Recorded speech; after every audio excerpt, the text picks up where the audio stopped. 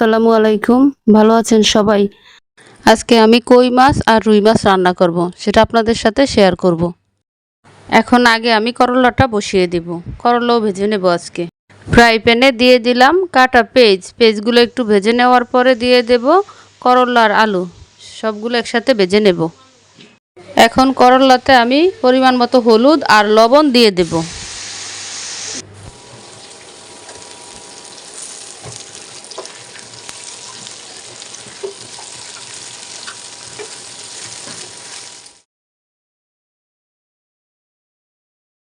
করলাটা প্রায় হয়ে গেছে। এখন আমি পাশের চুলায় মাছ রান্না করার জন্য মাছগুলো কেটে ভালোভাবে পরিষ্কার করে নিয়ে আসছি।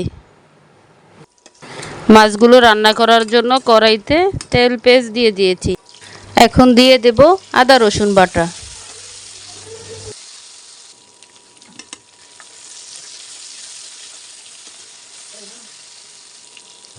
একটু পানি দিয়ে দিলাম মশলাটা যাতে পুড়ে না যায়।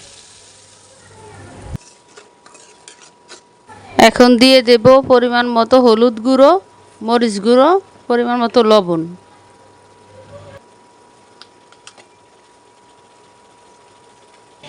আজকে অনেক ধোঁয়া, এই জন্য রান্না করতে একটু সমস্যাই হয়ে গেছিল। সবগুলো মশলা আমি একসাথে ভালো করে কিছুক্ষণ কষিয়ে নেব। মশলাটা ভালোভাবে কষানো হয়ে গেছে। এখন আমি দিয়ে দেব হালকা একটু পানি। এখন মাছের মাথাটা আর লেজটা আমি আগে কিছুক্ষণ কষিয়ে নেব, যাতে মাছের মাথার ভিতরে লবণ মরিচ ঠিকমতো যায়।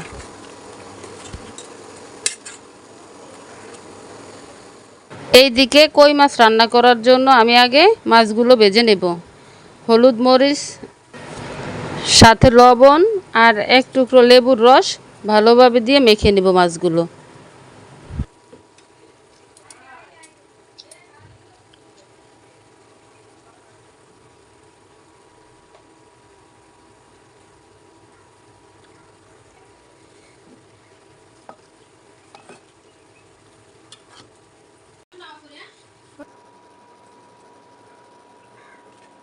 মাছগুলো মেখে কিছুক্ষণের জন্য রেখে দেব। এখন আমি অন্য অন্য মাছগুলো ওই মাছের লেজ আর মাথার সাথে দিয়ে দেব। এখন মাছ ভাজার জন্য কড়াইতে আমি তেল দিয়ে দিলাম। তেলটা গরম হয়ে গেছে। এখন আমি আস্তে আস্তে সব মাছগুলো ভেজে নেব।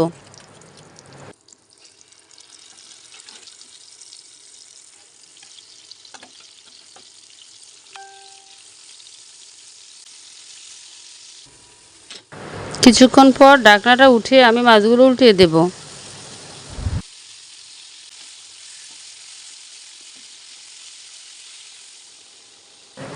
এই তো আমার রুই মাছ রান্না হয়ে গেছে।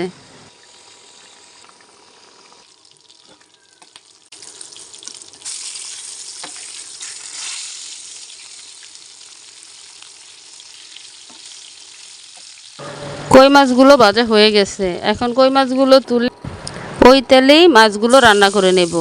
এখন দিয়ে দিলাম কাটা পেঁয়াজটা হালকা ভেজে নেব। এখন দিয়ে দেব আদা রসুন বাটা।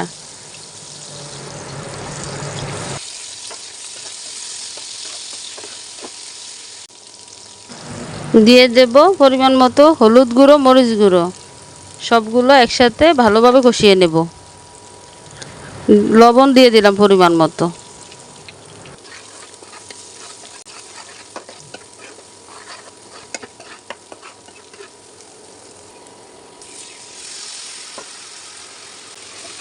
মশলাটা কষানো হয়ে গেছে। এবার পানি দিয়ে আরেকটু কষিয়ে মাছগুলো দিয়ে দেব।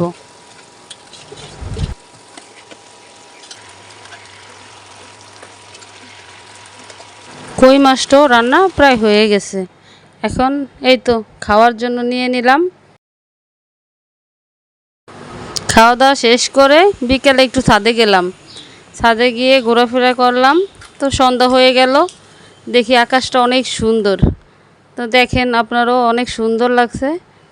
তো ঠিক আছে, ভালো থাকবেন, দোয়া করবেন। আসসালামু আলাইকুম।